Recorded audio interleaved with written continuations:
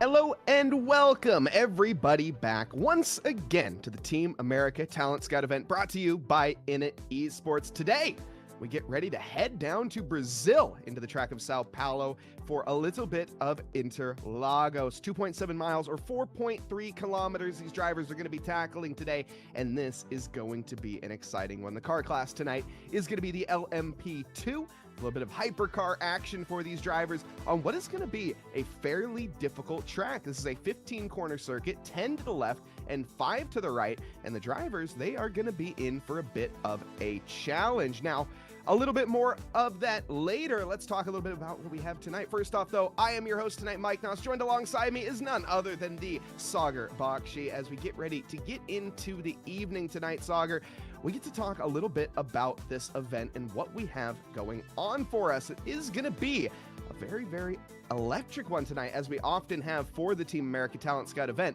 In fact, it is going to be not one, but two races tonight as we get ready to tackle the circuit in the Dallara P217 over at the Autodromo Carlos Pace, of course, again, being Interlagos.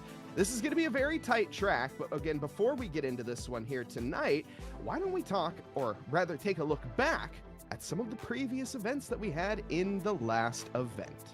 As Jordan Johnson is going to lead us away here for event 3 of the Team America Talent Scout event, and we are green racing. Johnson shot out of the start like a cannon. It's a little bit of battling in the background behind. Cale Davidson also going side by side with Kelton Quick. Up at the front, Dylan Batty making moves on to Bronson Turner. Side by side down the hill, somebody's going to have to give an Eau Rouge Radion. Here is going to be the three-way battle for the lead. Coming down the Kemmel Straight, it's going to be side by side into the braking zone. We're going to have to go single file line for at least the duo there. Side by side down into Lake Holm. Jordan is not going to give it up, though. It looks like he was hesitant there at first to keep the position, but he goes and defends it quite hard, gives the shoulder to Bronson Turner. Jordan Johnson's going to take the victory here for heat number 1 at Spa-Francorchamps. Side by side with Winnie Workman right now, down into the final chicane. Who's going to get it? It looks like Andrew's going to keep that aggressive line, keep the inside. The switchback, though, as Winnie Workman's going to have the momentum. It's going to be a photo finish to the line, but Andrew Herschel is going to manage it. We get ready here with the lights coming on at Spa-Francorchamps. This is going to be race 2 of the Team America Talent Scout event, event 3, and we are underway. This time it's a very even start up at the front. Jordan Johnson and Batty getting off quite well. In the background, it looks like Fryman is going to be making a move down to the inside of not just one, but 3 drivers, 3 wide into the first corner, and we are alive and racing. Nope, down the back stretch and into Lake Holm. Now, who is gonna give here? Kelton Quick has been aggressive, but he's not able to get it done just yet. Norberto Alvarez Jr., stellar driving thus far. Nathaniel Fryman, also no slouch at all. He's been doing an incredible drive in both race 1 and 2. Of Kelton Quick trying to go side by side, 2 by 2 through Blanchimont now, and it's still going to be flat out for all the drivers. But is it going to be the opportune run to have the inside line going into the bus stop chicane? The highlighter machine of Roman Lee goes through. Side by side into the braking zone. It looks like he's actually got the overspeed. I think he might have this done before we even get there. It's a squeeze and a half, though, as they both share the center of the track. The racing line is for Adrian, but the inside is for Turner. This is going to be Lee and Fryman down into the braking zone. Who is going to give? I would imagine the inside line is going to take the one here, and it does. That's going to be Lee gaining that position for right now. Hits the curb on the left, hits the curb on the right, and the checkered flag is graciously awaiting him as he takes the victory for the Team America Talent Scout Event 3. Looking further back, the battle of the century, contact between Roman Lee, Kelton Quick, and Davidson as they fight their way to the line, and it will finish in that order. Behind them, as I can't even take a breath, it's going to be Davidson, Turner, Jacob, Puebla, Halsband, all in that order. And that is a little look back to what we had in our previous session. More of that tonight. But before we get into that, folks, let's take a look at the events that, or the sponsor that will make this event possible. And that is going to be, of course, Regadget. If you take a look on your screen right now and scan that QR code, you will head on over to regadget.com/gaming, and you can take a look over at their Phoenix bundle that they just recently put out. If you're looking for an affordable PC, whether it's for gaming on sim racing or for Rocket League or any other platform out there, you can get involved. Again, get on to Regadget. They have incredible deals starting around $1,500 for a amazing package. And again, you can get started there. They transform old technology into new ones as well. So if you have a PC that's laying around and don't know what to do with it, send it over to them. They'll pay for the shipping and they will get that refurbished and head on over to a better purpose. Now, though, of course, Sagar, we also have some other sponsors to talk to here tonight. Definitely. Thank you very much to our partner sponsors, Esports, Edge, Roku, eClutch, AK Esports UK, and of course, the platform that we race on, iRacing. Mike? Yeah, it's going to be an amazing one here tonight. Of course, everybody making this possible. It takes a village, as of course our lovely boss Steffi Bao would say, and a little bit about in it as well. Of course, we have some other leagues that we do run. You can scan that QR code that occasionally will pop up on your screen, or alternatively, you can head on over to initesports.gg, or if you're over on the Twitch chat side of things, you can type !Discord to get involved, or if you're on YouTube, scroll down. And of course, a big warm welcome to everybody watching on eClutch or over on Esports Edge on Roku. This is going to be an eventful one, Sagar. Let's take a minute to break down what we're expecting here for tonight. This is a difficult car track combo, as both you and I found a couple weeks ago when we were driving out together. Maybe not the most talented two in terms of racecraft between us here, but when it comes to the drivers on the grid here tonight, we were taking a look at the qualifying, and it is close. We're seeing tenths separating the mid-pack as we speak. It's very tight in the midfield for the drivers that are probably more equipped to deal with the midfield section than we were. And we were going off at a couple of the S's every once in a while, every few laps or so, as we were trying to get our promo shots in. But for the most part, the drivers here can manage the conditions that they're faced with. Interlagos is going to demand a lot of patience, especially through the infield section, as well as coming out of the final corner. That long stretch of tarmac leading down in towards turn one is going to demand a little bit of patience for the drivers to get the respect and results that they expect tonight. Yeah, that final corner, of course, where everybody knows the famous clip of, is that Glock going slow? And yes, in fact, it was Lewis Hamilton taking his first Drivers' World Championship at this circuit. Of course, all the years back, what was that, 2007, 2008? One of those two, I know, but it was a bit of a minute ago. And as, of course, our producer, Tom Bryant, in my ear saying, it makes me feel a little bit old. It feels like yesterday, doesn't it, for those who watched that live?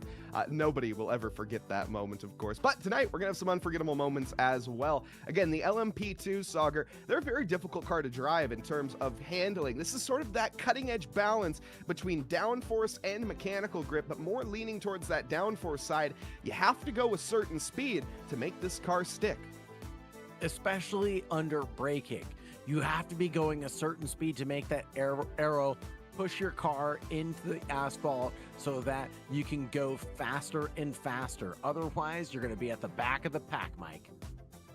Speaking of that pack, let's take a look at how the qualifying order slotted us in. And up at the top is going to be Alex Caruso, some of the the keen-eyed might notice, no Jordan Johnson on the list here tonight. Jake Cummins, though, coming here in second place with about 2/10 separating that pole position, a blink of an eye. Nathaniel Fryman down in third with Bronson Turner coming up in fourth. Jacob Dick coming home in fifth position, a great qualifying there for tonight.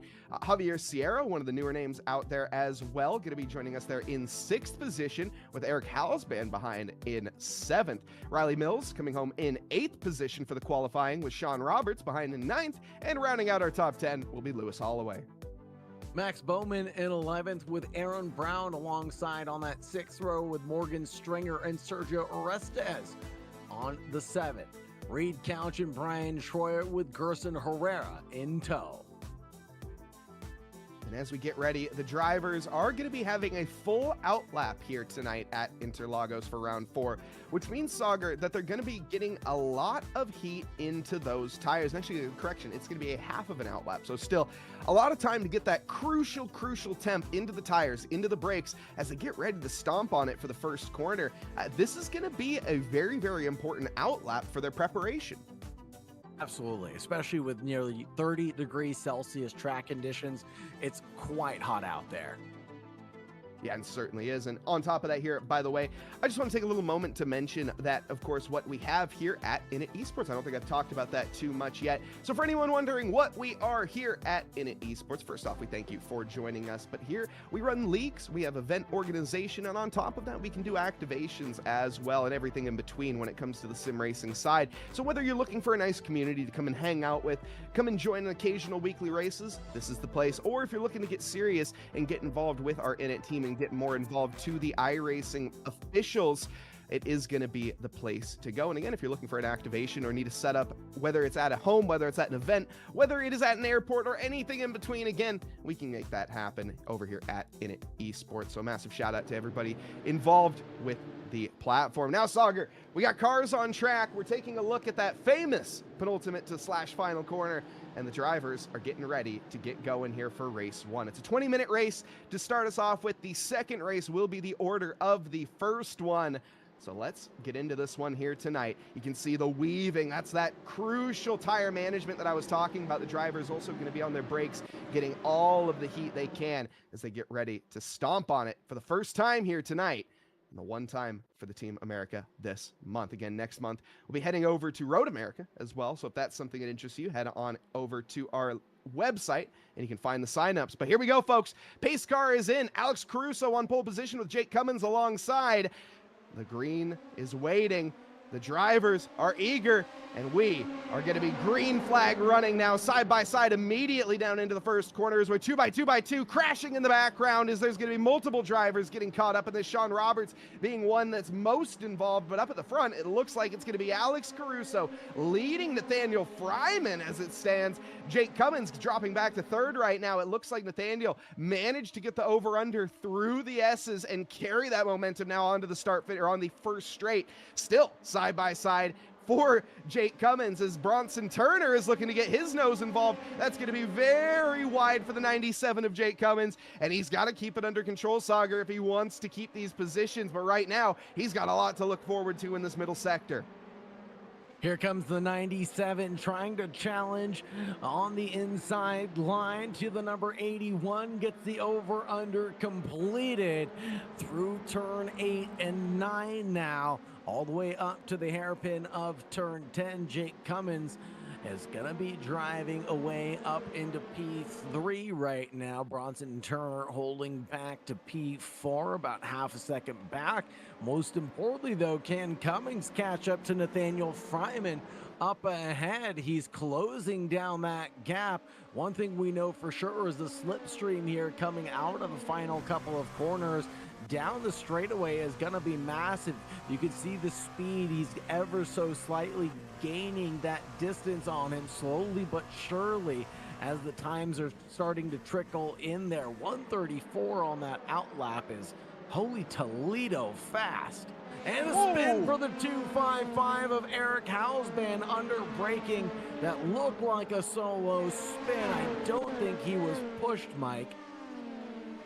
have to agree, it looked like it was just a self-inflicted incident there, and that's one of the favorites that I had going into the night as well. Somebody who took part in the 24-hour of Nürburgring this weekend, 4th competition with his team, and unfortunately that's going to be the cookie crumbling very, very early for Eric Halsband, so a long race ahead of him, and still a second one as well. So redemption drive now is on the mind for Eric. Look at this little aggression, though, that we're seeing. Gerson Herrera under pressure, putting the pressure on at the moment, sending it around the outside of the right-hander. That's not quite a spot you want to be making an overtake unless you are very confident that you can get to the inside.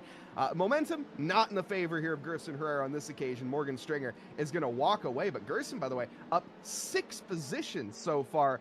We also have a little bit of a replay here. Let's take a look at what led him to this success, and he got a start of a lifetime. Sends it 3 wide, and then is going to be the responsible one, or the responsible party for that collision as well. So certainly the stewards will be taking a look, and that would explain 6 positions gained, Sauger. You hate to see it, but the racing, it goes on. Absolutely, it will carry on, and here's Cummings now all over the rear end of Nathaniel Fryman. Jake is down 1 position from where he started this event in P2, but is all over the rear end of that position and could potentially get it here and now on the run down towards turn 4 before we get down to Decidia del Lago, and that's going to be a little bit wide for Nathaniel Fryman. The 97 of Jake Cummings is going to go back through, but will the overspeed be there back for the number 27 of Nathaniel? It will be there, but he's a little hesitant to snatch that position back. Looks further in his rear view mirror, and it's filled with Bronson Turner, who's got that highlighter machine filling it up right now, pink and yellow. It's hard to miss on the racetrack here at Interlagos. Yeah, unfortunately for Nathaniel Fryman, it's hard to miss the racetrack, but in this case, he managed to sail himself nearly out to the Amazonias.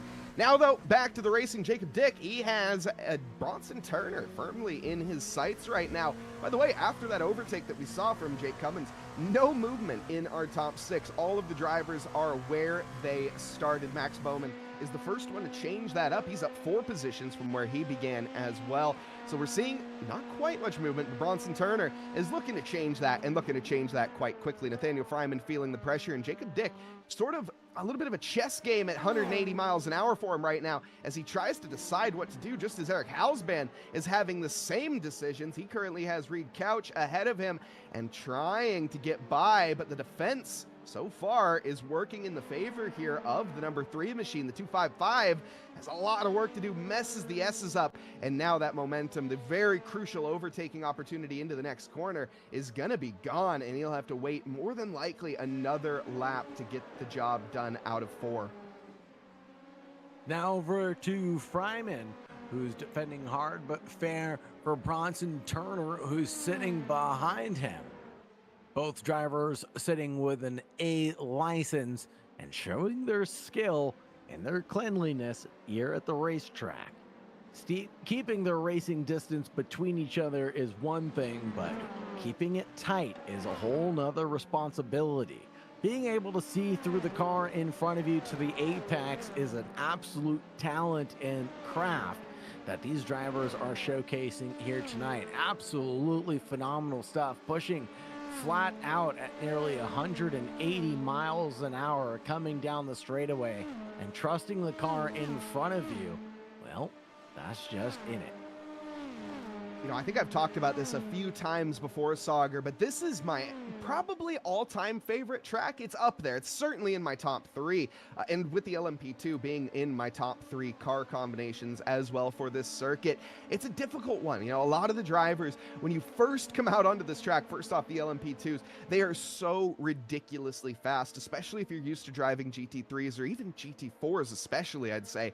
It almost feels like as soon as you hit the accelerator, Sauger, you're pretty much at the next next corner. You almost have no time to react. So you have to be on the best decision making, as Aaron Brown here finds himself running a little bit wide as well. By the way, let's just take a little side tangent while I'm on a side tangent. Aaron Brown, currently up into 9th. He's been having quite a stellar past couple races. Now, obviously, in the FIA F4s, like, commentators curse the heck out of Aaron Brown, and I feel very bad for that.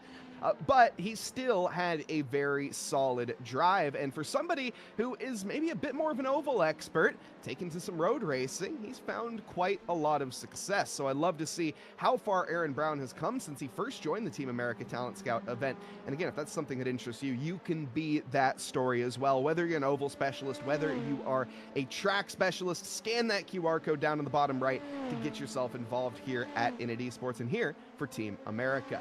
Now, back to what I was saying though, Sauger, this being my favorite track, this is part of the reason why. This final corner, very, almost, I would say, turtle's pace when it comes to how it feels when you're driving it, but then you get on the accelerator down to the S's, and this is where the action starts. The overtaking is ripe. There's plenty of opportunities through this middle sector and heading into the final.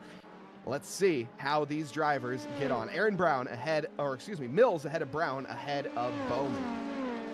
Morgan Stringer is not too far detached from this conversation as well. Sitting just 3/10 back from Bowman, is prime for getting involved in this conversation here. And now Aaron Brown chases down Mills up ahead, who's up 1 position, leading this healthy pack of drivers. You can throw a blanket over them. They're about 2 seconds across these 4 cars into the braking zone. A little bit closer than that, even, as almost goes into the rear end is Bowman, but he's cautious and careful with getting back on the loud pedal, but that margin came down, well, to darn near nothing, Mike. Yeah, it certainly did. And following through this middle sector, we briefly touched on it earlier, but it's very difficult. The dirty air is playing havoc on these cars. These cars love the downforce. They want all of the air pushing down on it in a very predictable way. And as soon as you change that and now have unpredictable air and also less of it, it gets a lot harder to drive. So very much credit to Max Bowman, credit to all these drivers for being able to stay in a pack like this. Down to the first corner, this is going to be one of your better overtaking opportunities. That, and then on the exit of the S is down on the run towards turn 4. Let's see if anything happens on this lap. I think the drivers right now are feeling each other out, seeing their weaknesses and where they can strike. Now, one driver that's going to be loving to see this is Eric Halsband. He's currently 2.2 seconds back behind Gerson Herrera, who's 3.2 behind this pack. So plenty of time still, nearly 10 minutes left for Eric Halsband to have a bit of a recovery drive. In terms of pace, Eric managing around the 128, so 128.7 was his previous lap. He's nearly on pace with the leader, which we haven't mentioned that much, by the way, Alex Curso, who has disappeared. 5-second gap so far.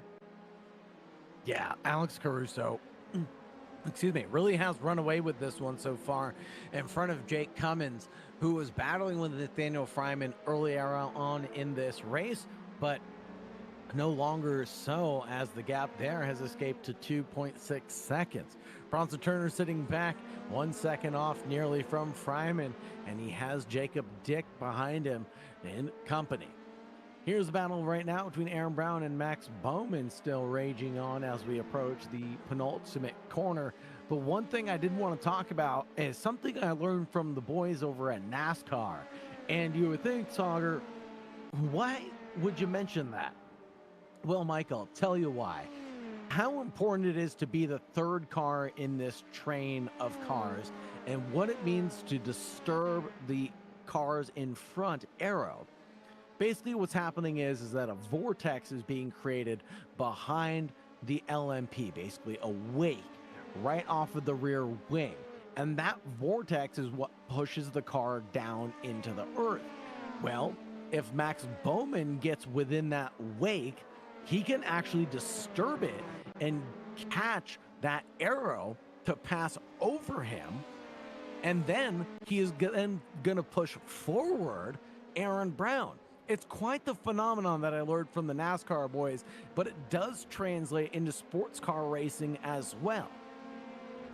And on top of that, physics at play there. You can also, if you're the lead car, kind of pull your opponent off the circuit. If you run a little bit wide, well, naturally that airflow is going to stick to the car, and they're going to follow you. And on top of that, they're watching your tire tracks and driving in every single moment of it. So there we see Jacob Dick running a little bit wide. Was it because of Bronson Turner? Potentially. Was it because he just hit that loud pedal a little too early? Also, potentially. But right now, Jacob Dick has a lot on his mind, but currently Gerson Herrera and Eric Halsband are at each other's throats. Eric in a very awkward spot of the track trying to make an overtake. You really don't want to be making a move through the middle or the end sector, but this is perfect. Set yourself up through Jungsao and on the way to the first corner. Momentum is in the favor. Gerson Herrera covers the inside line, but this should be Eric Halsband's corner regardless. He has the overspeed, but can he get there before the braking zone? It doesn't look like he can. He will have a nose ahead, but it's going to require utter confidence to get this move done. Eric Halsband around the outside, keeps his nose in it, and manages to get the job done. Gerson backs out at the last moment and will hand that position over to Eric Halsband. Now, I'd imagine we're going to see a little bit of teamwork, as you were mentioning, Sauger, as Gerson Herrera is just going to have to sit on the back of Eric Halsband, although I say that, and it looks like he's going to be quite aggressive. Runs a little wide, flashy of the headlights, and that battle is going to be done. By the way, a little reminder in case you are curious, if you take a look down to that bottom right, you can see a QR code to our Init team. If you want to take part in our official iRacing events, this is the place to do it. And on top of that, other events as well throughout different leagues. This is the official team of Init. You can scan that QR code for more information to get involved. Look at this, Sauger, a three-way fight. This, I think, is starting to get to its boiling point now. The drivers, they were feeling each other out for a few laps. I think they know their weaknesses. They know their strengths. It looks like the gloves are starting to come off. Absolutely. The cars are definitely becoming a little bit more alive than they were in the opening stages. The tires have warmed up to a significant temperature at this point. The brakes have definitely gotten worked in. They're in their prime operating window. And now, who's going to maximize? Will it be the 18 or will it be Javier Sierra? Who knows at this point, at this stage? Or will it be Aaron Brown or Mills, excuse me? And it will be Brown, the 18, in front of Riley Mills, the 112, who falls back into 8th position.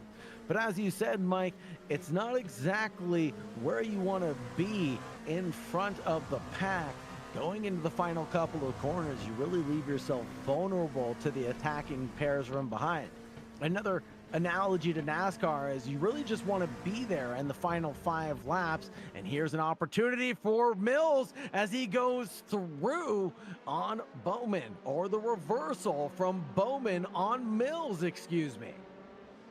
I think that was just really Bowman smelling blood in the water, and Mills, I don't know what's happened, but you can see, I wonder if he's overheated the tires. There's a lockup on the rear right heading into the right-hander of the middle sector too. So very, very interesting. Riley was doing such a good job up to this point. Now let's take a look at this overtake again. This is a ruthless overtake, like a viper striking at the last possible moment down to the inside. There really wasn't much Riley Mills could have done to defend that other than cover the inside much, much earlier than he did. Left it open. Max Bowman says, thank you very much. He's being a very good doorman. And through goes Bowman. Brown now has a new, well, I guess not a new driver to be fighting against, as they were in the rearview mirror previously. Now he just has to stay ahead. And as you mentioned, being in the lead is not necessarily where you want to be. However, you eventually got to make that pass. You got to get by at some point in order to find those positions. Now, Aaron Brown, 7 seconds to Jason Sierra, Javier Sierra. A long ways to go, but still certainly possible. 5 minutes left. Now, this battle raging on. Bronson Turner locking up that rear right as well. He is seeing some weakness. Jacob Dick is applying the pressure, and almost a little bit too much there. This is a great 3-way battle for the podium here, as Caruso and Cummings have run away with P1 and P2. Fryman, though, under threat from Bronson Turner and Jacob Dick in 5th. So 3, 4, 5 still undecided and up for grabs as we head into the final 4 minutes of this session, Mike. But we still have one more heat coming up, and that will be the feature race. It certainly will. The drivers, wherever the position they are currently, that is where they will be starting in the next one. So if Caruso thought he had it made easy tonight, well, that might not be the case. He's going to have to re-rack, restack, and go again and try to make another victory happen. Currently, it's looking quite likely, and you got to say, Alex Caruso's pace is unmatched. He is I was going to say the only driver, actually, in the 127s. That is not true. Jake Cummins is doing an incredible job, but only 1/10 off the pace of Alex Caruso. So I'm wondering if he's sort of had a fire lit underneath his seat, and we'll see in the next session if that is going to translate over. The fastest lap, though, is going to be in Caruso's hand, and I don't think that's going to be going anywhere anytime soon. Other drivers to keep an eye on, Sagar, for the next race. Sean Roberts down 7 positions. He got tangled up in that lap 1 incident. We also had Lewis Holloway get tangled up. And again, Eric Hausband with that self-inflicted spin that we had in the first corner. He is a driver to certainly keep an eye on heading into the next session, as I guess now is a good little time to mention, as we keep a close eye on this battle, what exactly the Team America Talent Scout is. We're not necessarily looking for drivers who are going to win every race. While yes, of course, that is going to play a role, we are looking for drivers that can work through problems. We're looking for drivers that are not just quick, but also are quick on their feet. They're able to react to the problems that they're thrown at them and come back through the grid and manage to make a bad situation into a good one. That doesn't necessarily always happen, but it's about the heart, it's about the will, and it's about the determination, also about the driving ability. So if that's something that interests you, head on down to our website and scan that QR code that you had on your screen, and you can head over to Team America. That was a nice little move, though. Bronson Turner gets by. Fryman now into 5th, and Sierra back down to 6th. So this battle, I don't think is going to be done yet, Sagar. They are still going to be at each other's throat for the next 2.5 minutes. Heading into the final 2 laps of this race, it should be this one plus 1 more for the trio here. Bronson Turner definitely under threat from Jacob Dick. Nathaniel Fryman from hero to zero. Well, maybe that was a little rough. He's in 5th place, and now he's trying to make it up into 4th place as he goes for a move on Jacob Dick. But we all know that the inside line turns into the outside line for the following quarter. And will he get left enough racing room? He sure is. And the opportune moment has arisen, and the 27 tries to find again the inside line as we crisscross applesauce through the twisty infield section here at Interlagos. Going into the penultimate corner, it's hard heavy on the brakes. You got to get slowed down more than you think to get on the loud pedal coming out of the final corner of Junção and Dos Boxes. Headed out of the final corner, it's a long run full of slipstream, and this is going to be the white flag lap, so this will be the last opportunity for Fryman to catch up to Bronson Turner, but he has escaped up the road by 1.1 seconds right now. The battle lies between Dick and Fryman. And this is really the opportunity for Fryman. If he's going to make something happen, he needs to do it here. That's a very defensive line from Jacob Dick and not always the proper reaction. It is going to cover the inside. We also have that battle, looks like, up ahead as well. But there we see it. Fryman is going to be overtaken, it looks like, by Jacob Dick, potentially. We're not done yet. Hold that thought as we get ready to head through the Laranjas into the S's and down into turn 9. It is going to be Dick over Fryman at this point, but we're not done. It's so difficult to make an overtake happen through here. You have to strike while the iron's hot, and it looks like it's cooled down at this point. The tires, they're screaming from the temperature, but currently our leader has absolutely zero pressure on his shoulders. It is going to be Alex Caruso in the 68 coming through the final corner of turn 14 and into 15 now for what is going to be a easy ride to victory in race 1. Race 2 coming up, of course. Let's see how he takes it, but the checkered flag is out, and Alex Caruso is the first driver to find it in race 1. Jake Cummins is going to be the driver that comes home in second. The number 97 will be a little bit behind, 7 seconds, 9 seconds behind for Bronson Turner. Jacob Dick looks like he has alleviated that pressure, and it's going to be Nathaniel Fryman coming home in 5th with Sierra behind in 6th. Battle still on, though, Sagar, for 10th. Here's Morgan Stringer and Max Bowman dragging to the line. This is going to be a photo finish, surely, as Max Bowman tries to go to the high line, but it will be a 2/10 gap between Stringer and Bowman. Gerson Herrera, about 11 seconds back, will cross the line in 12th. Sergio Orestes in 13th. Couch in 14th, Lewis Holloway in 15th. Or is it settled yet? And looks like it will be, as Couch in the spike livery in front of Holloway. Then Sean Roberts and Brian Schroyer. Brilliant race one, and one more race to go. Don't go anywhere, folks, whether you're watching live on Twitch, YouTube, or over on Esports Edge or eClutch. First off, we thank you for joining us. If you are watching over on Esports Edge on Roku, we're going to take a little break, brief advertisement. We'll be back in a couple minutes, but for everybody else, we will still be here. Now, let's dissect this one a little bit, Sauger, as of course we've had race one. We've seen a bit of a dominant victory from Alex Caruso, but beyond that, we've seen a little bit of difficult overtaking maneuvers. This track is quite wide at the best of times, but as we see here in this middle sector, it's very tight, it's very twisty. The track limits are never far away, and that is almost what I would say claimed more than anybody here tonight was the track limits. A lot of slowdown penalties, a lot of drivers battling with just trying to keep it between the mayo and the mustard, and some drivers taking it a little bit too wide, costing them positions, and then of course the obvious, the spins and the collision that we had on race one. But all in all, a very exciting race one to head us and segue us into race two. Absolutely. This was a great showcase beyond that first lap, first corner incident of what these drivers are capable of producing. Good, clean racecraft.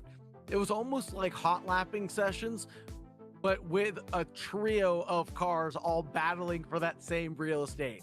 It was great to see them all grouped up battling for a position like that.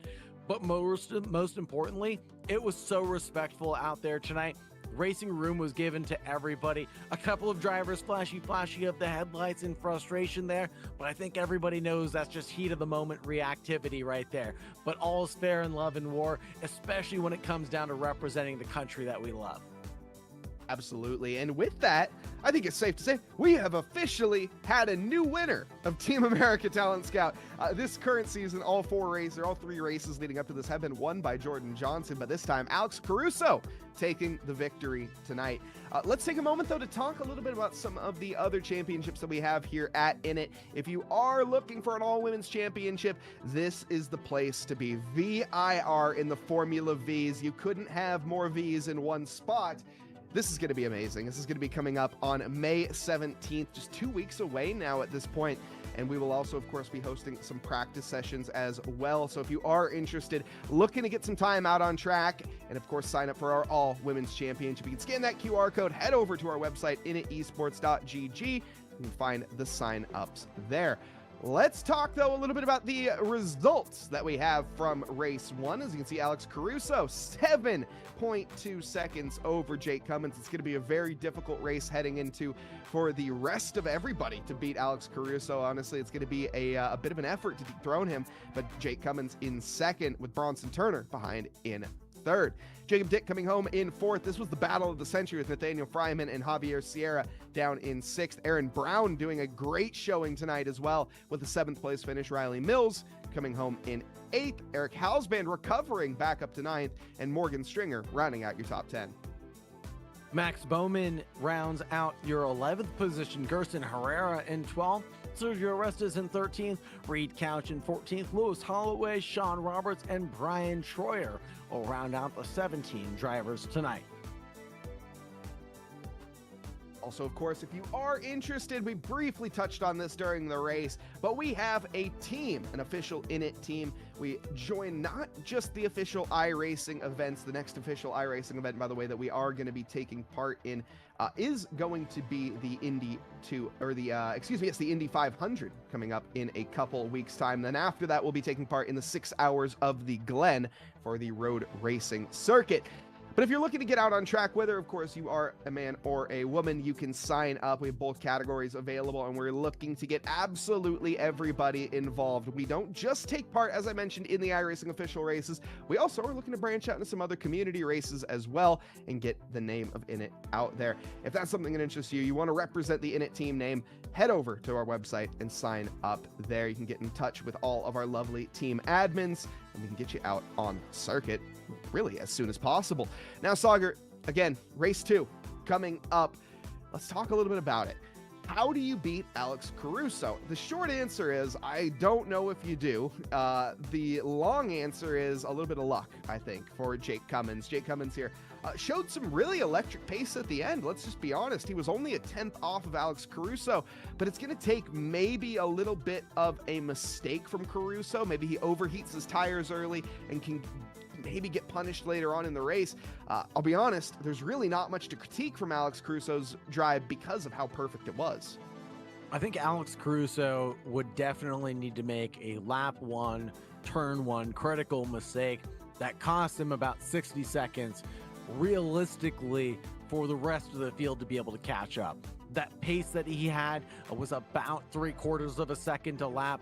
We did a significant amount of laps around here. The pace just adds up mathematically to the rest of the field, especially when you add in that Jake Cummins had to fight it out with,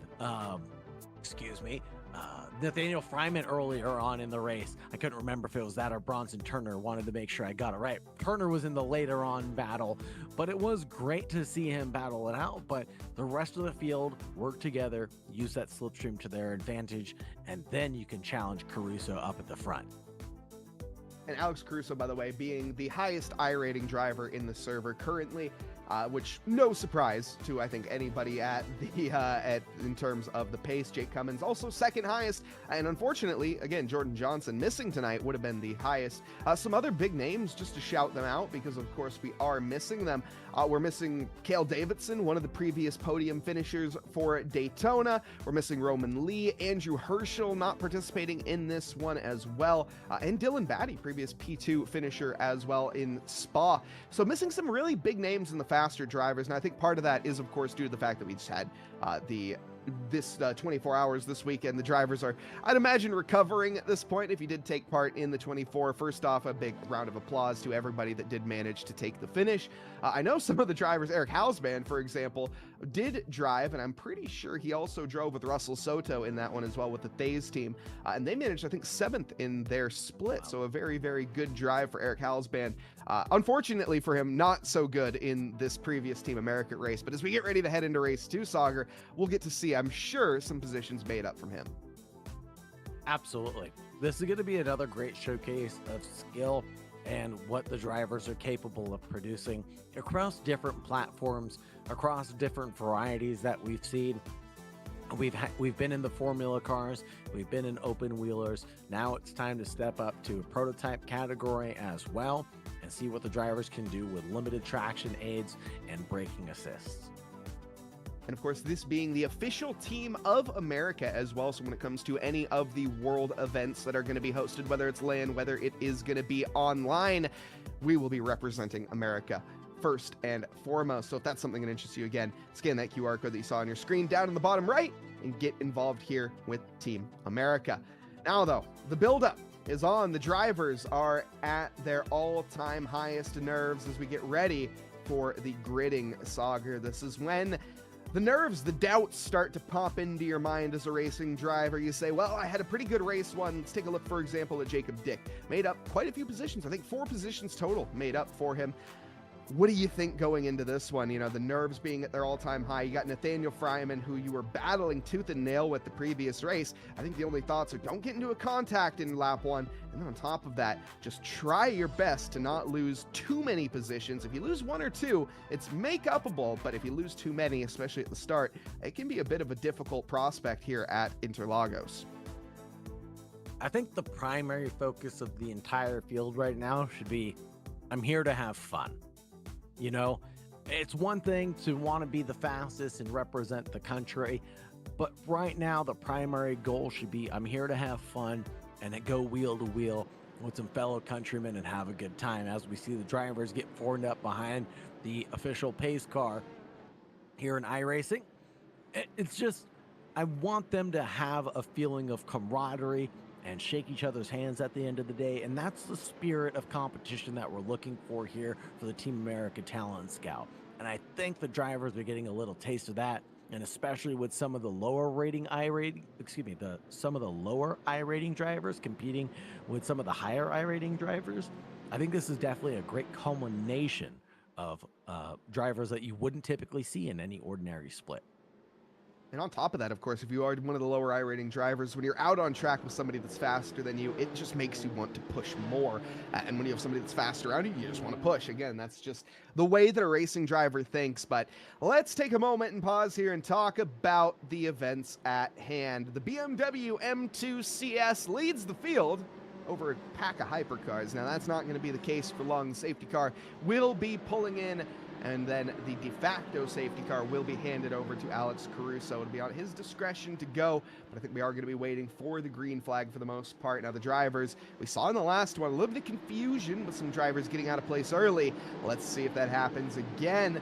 Alex Caruso will be taking the safety car position now as we get ready to go green for race 2, the Team America Talent Scout event. Event 4.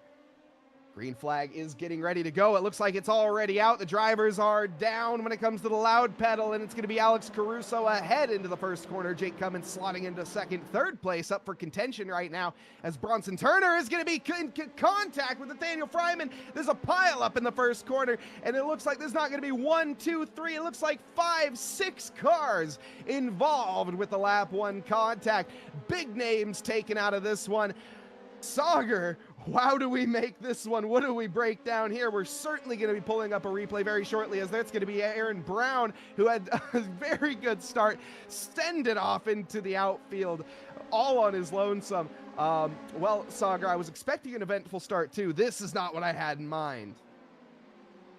Over to Bronson Turner, who chases down Jake Cummings for the second place right now, with Jacob Dick in tow. It looks like the 81 got through unscathed from that massive turn 1, lap 1 incident that we saw. I guess that would actually be turn 2 technically, but either way, moving swiftly on, Javier Sierra has made it through pretty unscathed. It has made his way all the way up to P6, and has Eric Hausband, who made it through unscathed as well. That's a lot of positions gained for overall for Eric. Well, let's talk about Brian Troyer for a second. The number 36 with 10 positions gained. You took the words right out of my mouth. Let's take a look, though, at this replay. So we are 4 abreast heading into the first corner. What could possibly go wrong? Well, absolutely everything, it turns out. Is that Eric Halsband on the inside? I'm not sure who that was, but goodness me. One little contact spins out, and everybody following suit, well, had nowhere to go, really. Unfortunately, there was not much of a choice. We've had another collision, it sounds like, as I'm hearing from our producer, Tom Bryan. It looks like Gerson Herrera, as well as, I'm guessing, Sergio Orestes was involved, maybe Reed Couch. Either way, certainly some drivers involved here. It looks like it was Sergio Orestes. No, not Orestes. He's still out on circuit, so it must have been Couch. Battle's still on, though, as we look back up the field. This is going to be Eric Halsband trying to make his way through. You mentioned the positions gained. Actually, no, he's trying to, yes, make it through at the moment.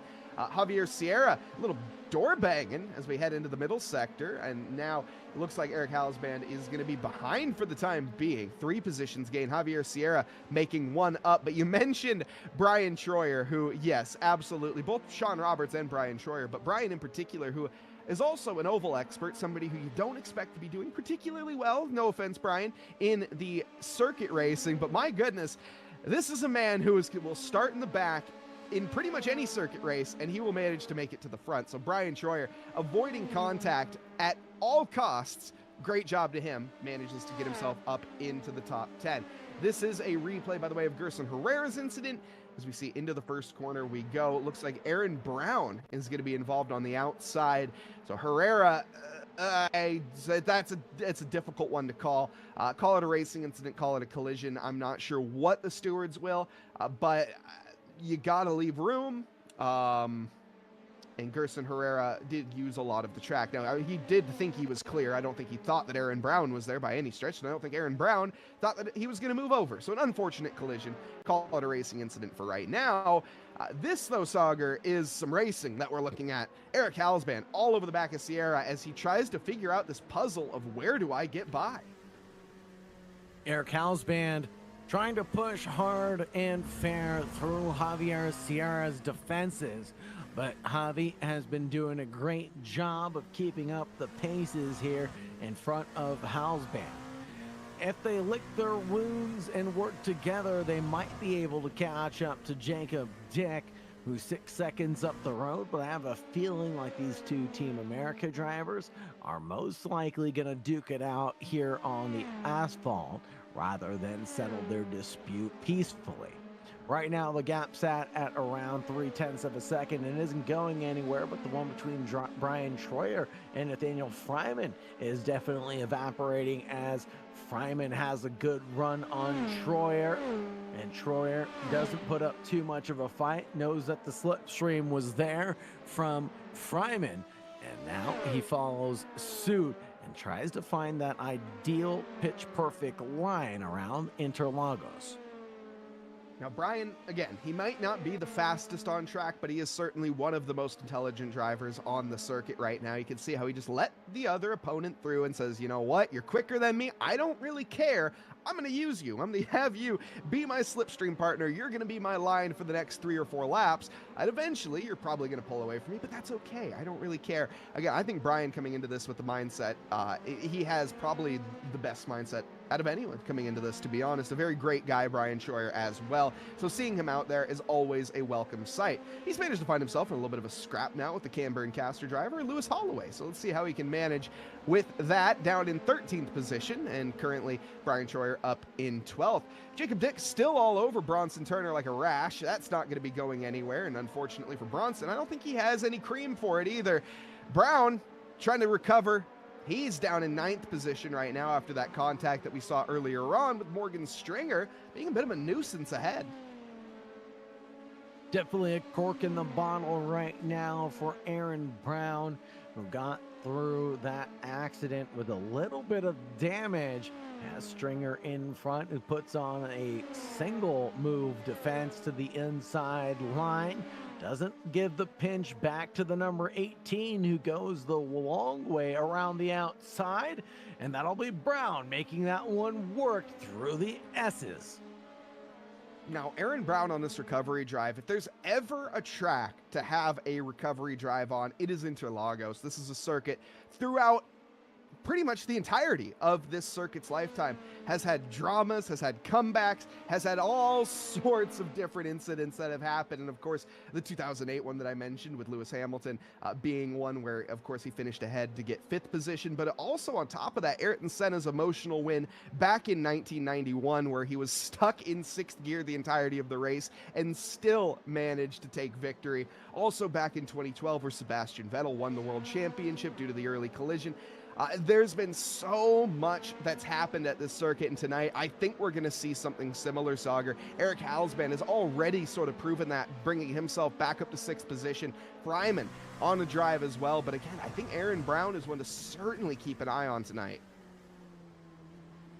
We'd be remiss without mentioning the race leader as well, Alex Caruso, who's going to be crowned, or I should say provisionally at the very least, the new title holder for Team America Talent Scout, as we get a new winner in the event. With Jordan Johnson's absence tonight, we'll have to see what the drivers can do when Jordan Johnson is ready and at his most capable. Lewis Holloway there pulls out a move on Brian Troyer, the Camber and Caster driver. Now has Riley Mills, the 112, up the road by 1.3 seconds. And now that he's unleashed, let's see what he can do But up ahead, it's Bronson Turner and Jacob Dick, separated by just around 0.3 of a second, with Javier Sierra and Eric Halsband in their battle as well, settling around 0.2, 0.3 of a second. Here's Mills behind Morgan Stringer. Last lap around for Stringer and Riley Mills were separated by around 3 seconds. Morgan Stringer having a big mistake there, and now he's having another big mistake, and this is going to open the door for Riley Mills in the 1-1-2 to attack, and he's looking at that highlighter machine's inside line. The number 91 opens the door. The 1-1-2 presents himself, and the outside line again through the Enfield section turns into the outside line. Switcheroo until we get to the penultimate corner, single file line. As Mike and I have experienced, you can't really go side by side through that penultimate corner successfully. It's a lot shallower and sharper than you would expect, and the track comes at you faster. Well, I should say the grass comes at you faster than you like it to as well. Yeah, nearly a blind corner in these cars. I mean, when you go on board with them, you can pretty much see that you're looking through a letterbox slit.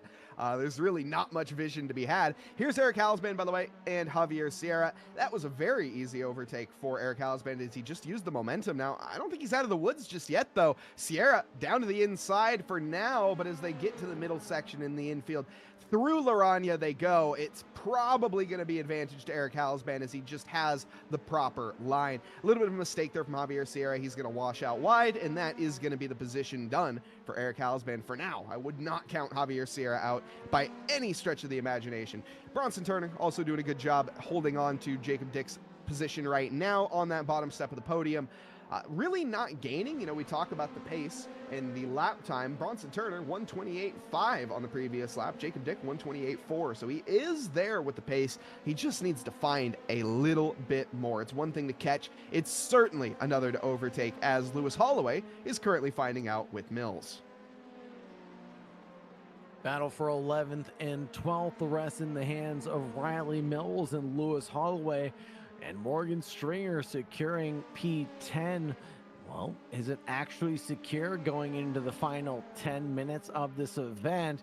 When you have guys like Riley Mills and Lewis Holloway behind, I don't think anything is safe, such as the feeling that Bronson Turner has, as Jacob Dick is breathing down his neck right now in that number 66. It's spicing up for the podium battle as Caruso and Cummings have got P1-2 secured. The 3.6 second gap is looking pretty healthy, as Bronson Turner sits back 6.4 back.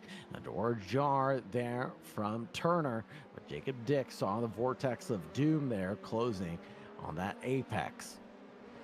And honestly, I got to give some credit here to Jacob Dick. He is doing an incredible job of keeping the pressure onto Bronson Turner, as Bronson looks extremely uncomfortable ahead of Jacob Dick. So he's really doing everything he needs to, getting in the head of his opponent and trying to force a mistake out of him. And eventually, I think that will happen. That's Morgan Stringer's mindset as well right now, as he also has Lewis Holloway to contend with, though, behind him. You can't look back. You don't want to be looking in your mirrors right now if you're Morgan Stringer. You want to be looking forward. And unfortunately there, Ryan Mills getting a little further away, or Riley Mills, excuse me, getting a little further away than he would like. This is going to allow Lewis Holloway a potential opportunity as we go through Jungsao. A little wide, though, up ahead for Mills. Is that going to be the disaster that spilled for now for Stringer? Not quite yet, Sagar, but that is going to allow him to get much closer. And is that the weakness that we're looking for if we're in Morgan Stringer's shoes? That very final corner, or the final official, unofficial corner, or whatever you want to call it, through Jungsao. Is that the chance to really get into your opponent's head and make that overtake happen? You mentioned before it's near impossible to go side by side, but you certainly can set one up for the first corner. This is where the driver's mental fortitude is going to get tested, right? You've been sitting behind a driver for a certain amount of laps. You guys are running, and gals, excuse me, are running just about nearly identical laps at this point in time. The question is where can you capitalize on their mistakes, or where can you capitalize on when you're the fastest of their slowest in comparison. And here's an example of that as Jacob Dick tried to get a nose along the inside of Bronson's Turner car, but just had the door closed on him abruptly. And I think Jacob Dick saw that door closing a little bit more rudely than I think he would have liked to have. Maybe been invited over for some tea and some crackers or crumpets, as my good friend Tom Bryant would enjoy. Well, the door was slammed firmly in his face, and there's every right to do so. Bronson Turner owned that corner, and that was his right to do it. Jacob Dick with a flashy the headlights afterwards, certainly not too thrilled with it. Here's a little bit of a replay, by the way, as we hop on board through Jung Sao, all over the back, and that's that contact that we saw. So Jacob Dick, getting a little bit frustrated at the fact that the opponent is not taking the corner as quickly he would like. Well, Jacob, I hate to break it to you, but make the overtake if that's the case. No, either way, all jokes aside, Jacob Dick and Bronson Turner doing an incredible job right now at staying line and stern, and Jacob really trying to get into the head of Bronson, but unfortunately, that is a bit of a monkey's paw. He ends up, well, spiting his own face at that point, and Jacob Dick, with a little too much aggression and a little too much right foot, he finds himself sideways. Oh, man, definitely not the way you wanted to see that battle end, but here we are sprung with another one. Morgan Stringer and Riley Mills duking it out for the 10th spot on this race night. In the feature race, we're just about to approach the final five, and I want to know everybody's predictions. Who's going to come out and best of the rest? Is it going to be Bronson Turner or Jacob Dick, Eric Halsbin, Javier Sierra? It's still anybody's ball game. Want to give a big shout out to the Team America Talent Scout event. And if you like what you see, you want to get involved in our next event, make sure you scan that QR code, sign up, get involved, join the Discord, get notifications for what our next event will be and when that event will be. Mike has all the details. Of course, we have coming up with our Screen to Speed race, our all-women's championship. That is going to be up next. It's going to be VIR in the Vs. That's going to be May 17th. And then after that, we have Road America in the GT3s. That's going to be on June 7th. Either one, you don't want to miss. We also, of course, have a little bit of NASCAR racing that we're going to be doing. Maybe not quite as official just yet with a league, but we are looking to get it there eventually. Talladega 50 coming up in the trucks. That is going to be very exciting. You certainly do not want to miss that. And on top of that, on the 9th of May, we have a Legends night as well. So a bit of Legends for the, I can't remember what track, unfortunately, but we have the Legends, Orin Park, there we go, taking to the circuit, and we'll be able to battle it out there. That's going to be an exciting one, Sagar. I can't wait. The Legends are such a good time, always. Little motorbike engines in a 1934 Ford Coupe. Now, though, back to the action. Mills and Stringer still at each other's throats. We also have Halsband and Dick. Don't count that battle out just yet. Eric Halsband has been rapid tonight, and I certainly could see him maybe not getting onto the bottom step of the podium, but a 4th place finish is definitely possible. Now, Riley Mills here, he's all over the back of Stringer and looking to make a move quickly. Stringer takes to the racing line. I'm not sure I like that decision, as this is going to allow Mills all the way to the inside. Now, the inside turns to the out for the second part of the corner. Through Senna they go. Advantage currently to Stringer, but Mills is going to pull the wool over his eyes and make that move stick like glue. Nicely done from Riley Mills. It's definitely not over yet. Morgan Stringer is probably just biding his time right now, understanding that being in the lead of these pack battles isn't necessarily the safest place to be going into the final 2 laps. Morgan Stringer saw it go wrong for himself earlier on during the first race, but now during the second, I think he's learned his lesson and is probably going to pounce back into that top 10. Looking at Aaron Brown right now, his last lap around was about 0.6 faster than Sean Roberts up ahead. That 333 is up 9 positions right now. Aaron Brown sitting back around a second from Roberts up ahead, but that gap is steadfast closing down as Brown continues to pick up the pace in that number 18. There it is again, a 129.0 compared to a 129.2 from Brown. So Roberts lighting the fuse behind his car and igniting the rocket ship as fast as he possibly can. Mills and Stringer continue their bout for P10. I told you Stringer wasn't down and out from that bout just yet, and he's going to prove me right going into the final 2 laps. Looking at Alex Caruso, the number 68 has driven this race pitch perfectly and flawlessly. The best lap being a 127.2. His last lap around being nearly identical to that, a 127.5, as he continues to increase that gap. Lap 13 under wraps, going on to lap 14 now. That will be the white flag lap given to us by Barney the Flagman. Oh, one thing I just noticed, I was gonna mention, Sauger, Eric Halsband was a second quicker than Jacob Dick on the previous lap. Something has happened. Eric Halsband must have been just pushing too hard, because that gap has come down to 1.7 seconds now. It was nearly down to a second. So unfortunately for Eric, I was going to say, I'm pretty sure he's going to find P4 by the end of this. Now, it's still not over yet. White flag is out, so we may see a position there, but I think Eric Halsband has given it his all, and 5th position is where he will fall, assuming Sierra doesn't end up overtaking him. Still 7/10 between those two. Brown, though, all of the back of Roberts. This has been a battle since pretty much the beginning of this race, at least the 10-minute mark. As we see those two all over it for the last time around the circuit. Aaron Brown, are you going to go for the move into the next corner? No, let's be honest. He's way too far back, and there is no opportunities just yet. The middle sector will have to be the chance, but the chance is going to be thin. Can he make it happen into the Laranjas?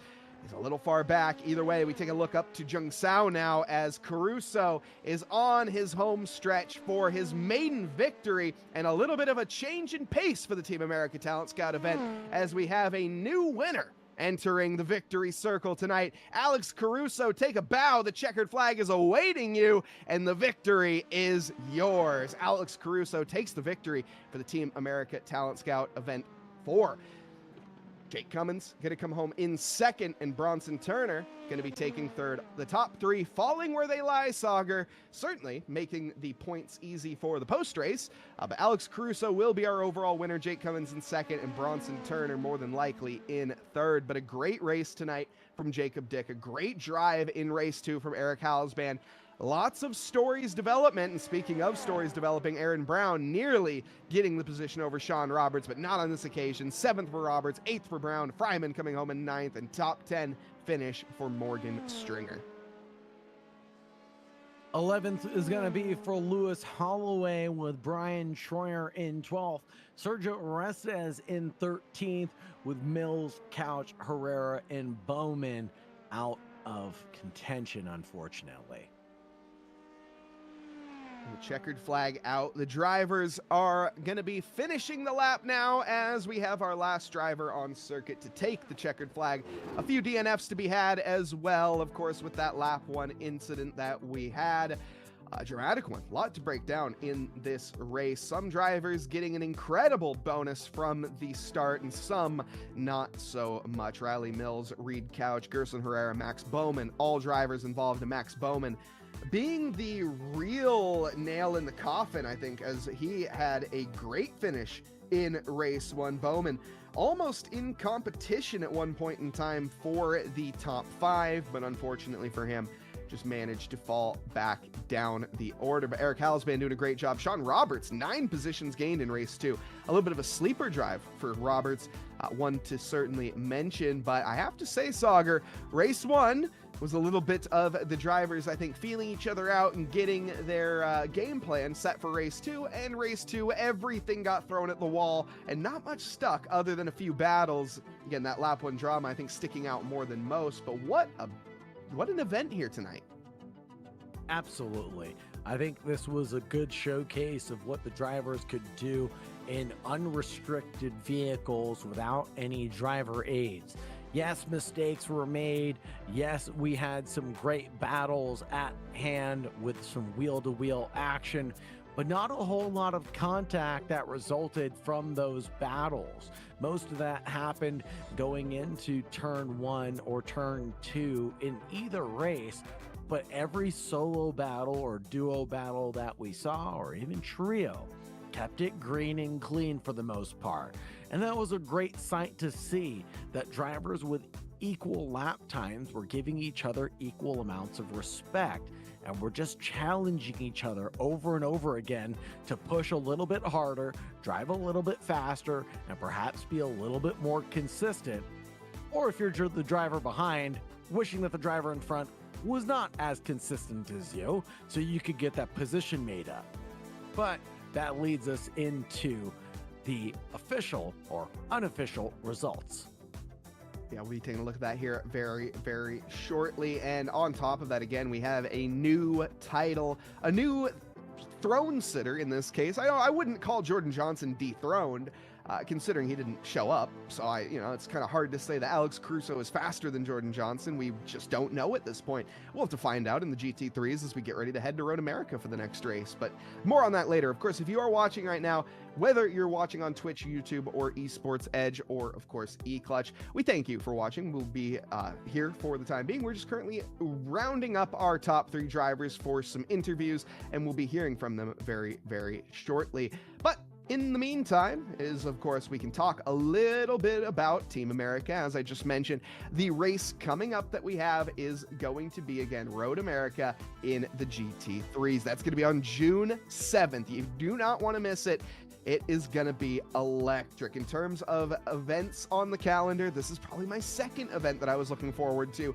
It's going to be a lot of overtaking. There's going to be a lot of battling, and I presume there's going to be a lot of cars on track, considering it's the GT3s, one of, if not the fan favorite of iRacing right now. And again, a massive shout out to iRacing for allowing us to use their platform. This is again June 7th for the next event. But Sagar, let's get into the breakdown and the results here for race 2 here for round 4 at Interlagos. Alex Caruso takes victory again by 5 seconds. Jake Cummins, I got to give him a little more credit in race 2 as he managed to hold that gap pretty close, but unfortunately at the end just sort of fell off, I think, with the tire degradation. Bronson Turner coming home in 3rd position with Jacob Dick in 4th. Eric Hallisband coming home in 5th with quite the recovery drive after race 1. Javier Sierra, 6th position with Sean Roberts coming home in 7th. Aaron Brown in P8 with Nathaniel Fryman in 9th, and rounding out your top 10, Morgan Stringer.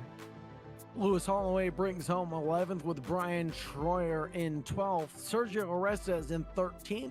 Riley Mills in 14th. Reed Couch, Gerson Herrera, and Max Bowman round out the 17 participants tonight for the Team America Talent Scout event 2026. And as we, of course, get ready to head over to the next one, again, we will be hearing from our drivers very, very shortly. But if you are looking for some races in the meantime, and you are, of course, being one of those oval experts like we have out on track, like Aaron Brown, like Brian Troyer, you can get involved at Talladega. We are going to be heading over to Dega on May 16th for some truck racing. Again, the truck series has been very successful here at Init. Lots of great drivers and lots of great drives. It has been tight racing through and through, and if that's something that you tight and clean racing, might I add. We had over 80 laps green in our previous one.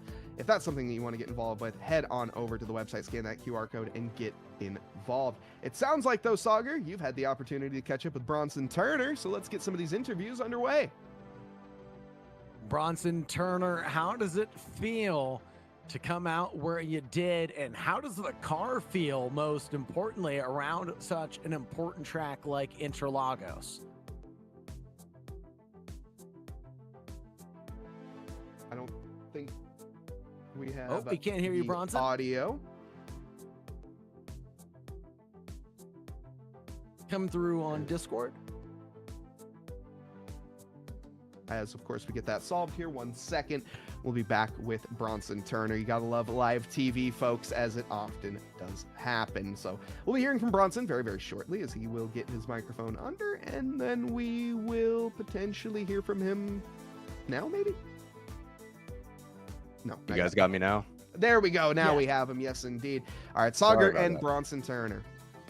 All good, Bronson. I'll ask the question again. How does it feel to drive these cars around Interlagos, and how does it feel to come out on the podium tonight? Dude, it feels amazing to be on the podium. It is a long time coming. I think I've done every single one of these races. I've been fourth place, I believe, 2 or 3 times over the last 2 seasons. So, yeah, I obviously there were some good guys that I'd much rather beat to get onto the podium that weren't here tonight. But yeah, nonetheless, super stoked. The car actually felt okay in race 1. Candidly, I didn't even think I was going to make it to the race tonight at all. I had some things earlier in the day, and so I was going in and doing some motocross earlier in the day. Came home, made it just in time, hopped on. Didn't even have a good setup. Was kind of tweaking a medium downforce. It was way too little downforce, I think. Was dealing with a ton of understeer, especially in the second race. So, you know, all in all, just super stoked, and couldn't be more grateful to you guys for putting this on, and also for, you know, my team, SR Motorsports, finally getting on the podium here. Absolutely. That is a great shout. And I mean, just talk to us about your dedication. I mean, you had a busy day. You wanted to participate in an event like this. You know, how do you balance the priorities, and how do you negotiate that with a busy schedule? Yeah, I mean, candidly, I feel like this is always a priority for me. Like, sim racing is my thing. It's what I do, both, you know, in and outside of work as well. And so, yeah, I definitely prioritize this, but it was one of those things, having an opportunity to go do something else that I don't normally get to do, and had to squeeze it in on a weekend. And so, you know, like I said, just kind of racing home to get back, and wanted to make sure that I made it today. And as it turns out, it was well worth the effort. Bronson Turner, really appreciate your dedication to the cause and joining us and supporting In It Esports. Anybody you'd like to shout out, or anybody you'd like to thank on the podium tonight? Oh, just the SR Motorsports team. Everybody that we have over there is great, and we're growing, and it's been amazing. Shout out to the wife as well, always letting me do this, especially on a Sunday night. So, yeah, that's probably it. Oh, shout out to Ferrari Champagne here.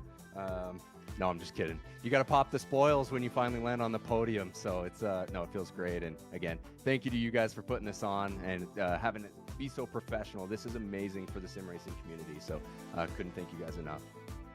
Thank you, Bronson Turner. Really appreciate the kudos. Have a great night, and as always, stay safe out there. Likewise. A long time coming for Bronson Turner, I think it's safe to say, and it's awesome to see him on the podium finally. So, having that being said, we will get to our next interview. Also, of course, we are going to, in the meantime, I guess we're going to be talking here a little bit about some other events that we have, of course, with our Init team. So if you're looking to get involved with our Init team, again, this is going to be for our iRacing official events, so as well as other leagues and other community races that we will be taking part in. If you're looking to grow your skills, get involved with an amazing community here at Init Esports as well, this is the place to go. It's a very safe space. If you're looking to get involved, both men and women are welcome for the team, and we highly encourage you to get involved. Scan that QR code, head over to the website, and you can find our applications there for getting involved with our team. It's awesome, and we've had quite good success so far in our previous event, so we're looking, of course, to find more splits, we're looking to find more drivers, and with that, of course, more opportunities to race. Now, it looks like we are going to be hearing from our next place driver, currently sitting in P2, is going to be Jake Cummins. We're going to be getting a copy here in a second. There we go. Jake, how's it going? First off, welcome to the podium. It's nice to see you up here. How was the event here tonight? Race 1? Why don't we start with that? Yeah, that was pretty fun. I didn't have time to practice for this event. I signed up pretty last minute. We had the Nürburgring 24-hour event just yesterday, finished up this morning. So I just kind of took the rest of the day off and used the session to get used to it. Haven't driven the LMP2 in a long time, but after a few laps, I was like, I remember why I like this car so much. It was a blast once I got used to it. I loved the setup that I had stashed away from like a year ago or something. And yeah, Alex, I had nothing for him, especially in that first race. One thing about my setup, it had no straight line speed. I had max downforce, couldn't have any more. So when I got passed by Nathaniel, that made things a little tricky for a while. But I was able to kind of juke around him a little bit, and then just kind of I built the confidence for the next race. The track kept getting cooler and cooler and faster, so better for me. And then yeah, it helped me a lot in that second race for sure. You kind of read my mind on my next question, because that's more or less exactly what I was going to ask. But yeah, so heading into race 2, your pace was much better, noticeably better. You managed to stay within 1.5 seconds for the first 15 minutes, and then I think towards the end, was it the tires, or was it just, like you said, that straight line speed once you kind of got out of the slipstream entirely, that you just kind of fell off the back of Alex? Yeah, he definitely just had the better of me pace-wise anyways. The setup definitely played a part. I think I would claw back most of what he would gain on me on the straights in the middle section of the track, and then it would just yo-yo back and forth. Even if I had the draft, I probably could have kept with them, especially once I got super focused and into the groove in the middle part of that second race. But I don't think I would have been able to pass him. I would have had to do something pretty crazy to have a chance. So I'll take my P2 with just kind of showing up to do this. It was a lot of fun. So yeah, toward the end, I think I was just trying to push the braking zones a little bit too much. I was, that's the last thing that you really focus on nailing when you aren't completely dialed in to a car track combo. Is I can definitely have a little more of a later braking stage in this corner or that corner, and I just got it wrong a couple times and lost about a second on one lap. But otherwise, I was able to match or go a little bit faster than him for quite a few of those laps. So yeah, a lot better than race 1, like you mentioned, but I don't think I was ever going to have anything for him. So I'm happy with how it went. There's always next race, of course, as we get ready to head over to Road America in the GT3s, which brings us on to the next point. How are you feeling for that one? We expect a lot more faster drivers to be in that session as well, so the competition is going to be quite high. I'm curious, how are you looking forward to heading over to the GT3s? Yeah, I honestly didn't even know that was the next one. Thanks for telling me. Yeah, I'd be interested to see how the car choice takes that into effect, and what car might be best there. I'll definitely show up to it if I can. I know Jordan Johnson has been kind of thwacking everyone in this recently, so I'm sure he'll show up and probably wipe the floor with me as well. But yeah, looking forward to it. It's some good fun after my collegiate season is finally wrapped up. I was doing 3-4 races a week, so then I had NERB and now this, so it's still been busy, but now I can take a little break and now look forward to these instead. Yeah, it's good fun. Awesome. Well, Jake, before we let you go here tonight, is there anybody that you would like to thank for your P2 finish? Yeah, I'll thank you guys for putting on what I'm assuming is an awesome broadcast. Can't wait to watch it back, and I'll thank Team In It and just the whole event and that you guys have organized. I'll thank my wife, who's made some baked potatoes for me. I'm gonna go have that now. And obviously, thank you to TechSport Racing and the TechSport Sim team that we put together recently. It's been a lot of fun representing them. Didn't have a paint for them, but whatever. And yeah, thank you to Converse University, graduating my master's degree here in a couple weeks. A lot of people to thank. Awesome. Well, that's really good to hear. Congratulations, Jake. And again, congratulations on your P2 finish here tonight. Enjoy the champagne and have a great rest of your evening. Thank you. You as well. Of course, massive thank you to Regadget as well for making these events possible. If you have a PC that's sitting in a corner and you don't know what to do with it, send it over to them. They're going to refurbish it. They'll get it made into something brilliant and off to a family, off to a library, off to a school that needs it. And on top of that, if you're interested, they have their new Phoenix bundle as well. This is going to be their ultimate gaming PC for an extremely affordable price, starting around that $1,500 mark for an incredible build. You can find yourself getting a massive setup, and on top of that, with a keyboard, with a headset, with everything included as well for that Phoenix bundle. And you can use code INIT to find yourself with a little bit of a discount as well. Again, that's going to be shop.regadget.com or regadget.com/gaming, where you can find more about it. But Sagar, as we get ready here to sail the ship, we got one more driver that we get to hear from here tonight, and it is going to be our Victor, Alex Caruso. Sagar, you've had the chance to catch up with him. I'll let you take it away. Alex, how does it feel to not take the top step of the podium not once, but twice tonight for the Team America Talent Scout event 2026? Oh, hold on. We have an audio issue. Hold on, that was the wrong button. That's my bad. There we go. We got you now, Alex. My bad, guys. Yeah, it was a lot of fun. I really enjoyed both races. I was just happy to have some competition to race against. The first race was a little odd just because I think on the start there, Jake might have got tangled up with a couple of the guys behind. So that just kind of gave me a gap that it was really hard for him to recover from after that. But the second race was a lot closer, and it was a lot of fun to just try and keep him not too close to me, try and build that gap up a little bit, and just focus on my own race. Absolutely. What does it look like as far as preparation, focus for these types of events? You know, does it come down to a lot of practice, or were you racing in the Nürburgring 24 like Jake was? No, actually, I wasn't racing in the Nürburgring 24. I've actually just been grinding Laguna Seca officials all week in the LMP2. So I actually felt really comfortable in the car. This is my favorite car in the whole service. So it's my home. I spent a lot of time here. So it's not too hard for me to jump in and just kind of get up to pace with relatively low practice. I think I did just under an hour last night and then just hopped into the practice session today.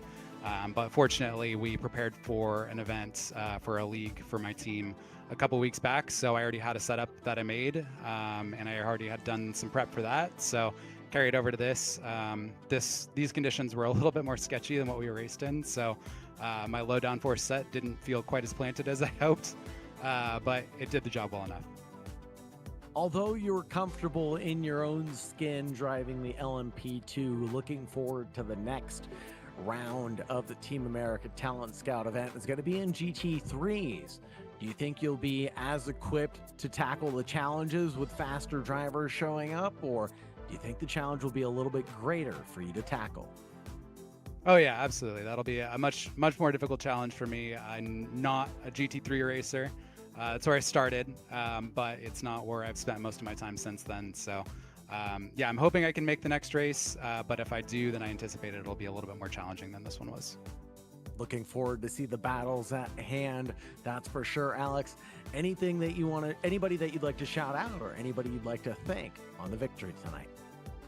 Yeah, absolutely. I just would love to thank my team, Hyperion Racing. Those guys are awesome. I'm part owner of that team, and I started it with 6 other guys, and they're just the best guys in the world. I love everybody else that we've added to the team. It's my family away from family, so yeah, big shout out to those guys, and then as well as a big shout out to Luke Wallace and Ross O'Connor as well. They used to race for Hyperion, but I've stayed close with them since they left, and it's awesome to cheer those guys on, and they were cheering me on in the race today, so got to give them a big shout out for that too. Also, got to give a big shout out to my family, of course. My wife is super supportive, and I wouldn't be able to put as much time into this and be as prepared for this and compete as much as I can without her support, so big shout out to her and to my son, Jace. Just got to watch him play soccer this morning and cheered him on, and I know he's going to be excited for me when I go and tell him after I'm done here. That's awesome news. Thank you very much for sharing that with us. Really appreciate your time and commitment to the Team America Talent Scout event. Hopefully we'll see you next time out, but if not, we'll talk to you soon, Mr. Caruso. Stay safe out there. Thank you very much. And that, folks, is going to start to do it for tonight. Of course, we still have a little bit more to talk about and break down. And of course, an advertisement. If you are watching over on the Esports Edge side, we'll be right back. Do not go anywhere. If you're watching on any other platform, we will be here the whole time. But my goodness, Sagar, it's so nice to hear from some of these drivers, especially when it comes to Alex there at the end. You know, you just love to hear the camaraderie, with the drivers, then be on top of it, the gratification, and hearing the fact that he's going to go and share that victory with his son, and then have a good night after that. Again, you know, it sounds simple, right, at the end of it, but this is what we're here for when it comes to sim racing. You go out there, give it your best effort, and then at the end of the day, you settle down, come back and say, you know what, that was fun, and maybe I didn't win, maybe I got second, maybe I got third, maybe I got 15th place. It doesn't matter. At the end of the day, did you have fun? The answer is yes. That's what we're here for. That was my big takeaway as well from all 3 interviews, was the level of gratitude that they had when you went to the shout outs and thanks from every single one of these drivers, it was never about themselves. It was about everybody that surrounds them in this community that makes what they do possible. Their significant other waiting for them with the baked potato after a hard-fought race. There's child waiting for them after their hard-fought day on the soccer field, right? Being able to share these stories with them and your accomplishments is what makes sim racing such an amazing sport and these communities so wonderful to be part of. I'm grateful tonight for all of the participants tonight that showed up and showed out. I know we had a lot of other events that people could have participated in tonight, but to the drivers that did show up to support in it, thank you so much for your continued support. It really goes a long way. And of course, a massive thank you to all the viewers that are watching, whether you're watching on YouTube, Twitch, Esports Edge, or eClutch. We thank you massively and tremendously for joining us on this journey, on this ride, and on this story that we have continuing for the foreseeable future for the rest of this year. The Team America 2026 event calendar will be coming out soon. So if you're interested in that, head into the Discord. No spoilers, but of course, we will be releasing that within the coming few weeks. So do join the Discord. Again, !Discord if you're on Twitch. You can head down to the description if you're on YouTube, or you can head over to our website, inatesports.gg, if you are over on Esports Edge or eClutch. Now, as we get ready here to wrap this one up tonight, Sauger, what are some of the highlights that we had here from the night? Obviously, we had a couple lowlights when it comes to the collisions that we had on lap 1, especially in race 2.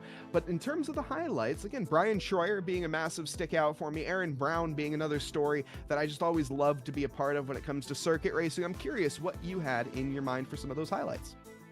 I think a couple of highlights for me, and I'm going to throw in some of my lowlights as well. Are going to include some driver names and moments. So Eric Hausband during race number 1, his heroic run to the front of the grid and then the tumble down the order as well. I mean, it just couldn't have gone worse for Eric Hausband, but the recovery drive for race number 2 was nothing short of a heroic drive. Up 4 positions at the end of the night, climbs up into the top 5. That was a good run. Silent but deadly, Javier Sierra. Didn't win anything, but also didn't lose anything tonight. Settled into 6th place for the second race. Didn't have a great running for the first race. He's a driver that we've seen show up for the NASCAR events, and now that he's participating in the Team America Talent Scout event, I cannot wait to see what this driver can do across all disciplines and all walks. We also have the newcomer Sergio Oresta participating from Team Camber and Caster, keeping my eye on him in 13th position, and also who would be remiss without mentioning Brian Schroyer. Like you said earlier on in the broadcast, his just racecraft and mental fortitude to know the right decisions to make is probably more profound than most drivers on the field, and even most drivers that I see. It's just a high level of intelligence that thinks about preservation rather than aggression. Yeah, absolutely. And always seeing any of these drivers out on track is a good time. I see we have Ron Stuch in chat as well. Big thank you for joining us as well. Of course, for all the Team America Talent Scout events.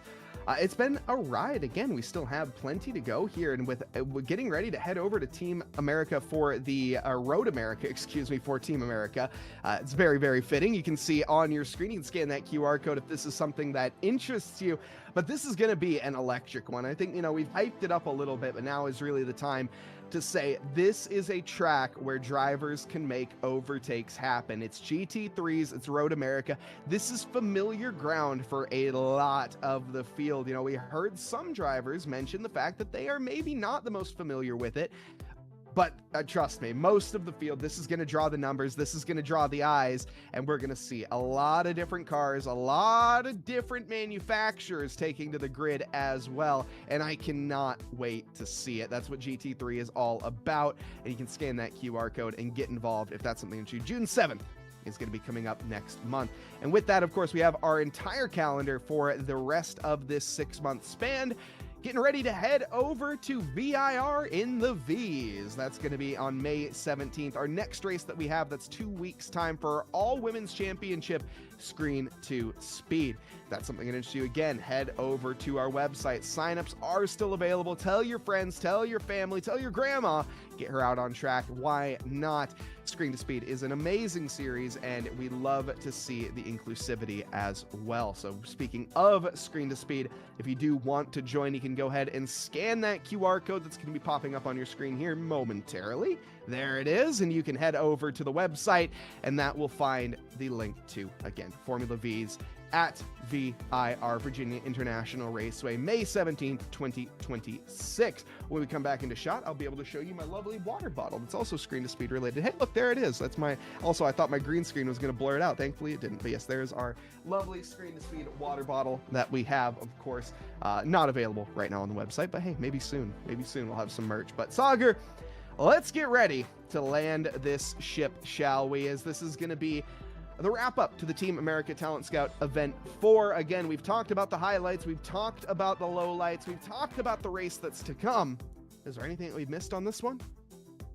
Not that I can think of. If you want to get involved, of course, make sure you check out Init's Discord. We have tons of events, and if you want to get racing every single weekend, look no further than Init Esports. Yes, indeed. And with that, folks, I have been your host tonight, Mike Noss. Joined alongside me has been the Sagar Bakshi, and behind the scenes for AK Esports UK has been Tom Bryant. We're going to wrap this one up tonight. And on that note, again, I hope absolutely everybody has a lovely evening, afternoon, or morning, wherever you are in this fine world. Thank you, and good night. The speed. The fight.